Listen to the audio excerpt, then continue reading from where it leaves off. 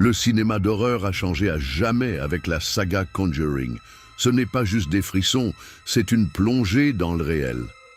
Tu penses, Capo, que c'est fou? Attends de découvrir l'histoire derrière ces films. Le premier film, sorti en 2013, est inspiré de l'affaire Warren. Ed et Lorraine Warren, des enquêteurs paranormaux, ont aidé une famille face à un maléfice dans leur maison. Cette histoire n'est pas une simple fiction, elle est basée sur des faits réels. Les détails, terrifiants.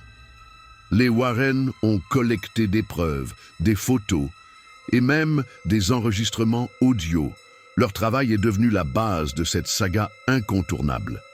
Et attends, parce que voilà le plus fou, après le succès du premier film, la franchise ne fait que grandir. Les suites et spin-offs comme Annabelle ou La Nonne explorent d'autres récits sombres. Chaque film ajoute une couche à cet univers déjà riche. Chaque personnage, chaque histoire est reliée à ce même fil d'angoisse.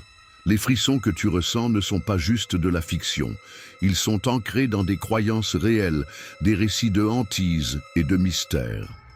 Le troisième film, Conjuring, The Devil Made Me Do It, met en lumière un aspect exceptionnel. C'est le premier procès en Amérique où la défense invoque la possession démoniaque. Un véritable choc dans le monde juridique. Des histoires de possession, de malédiction. Ça dépasse l'horreur classique. Ça touche à notre perception du bien et du mal. La saga Conjuring ne se contente pas de raconter des histoires de fantômes. Elle questionne nos croyances, nous plonge dans des mystères que beaucoup refuseraient de croire.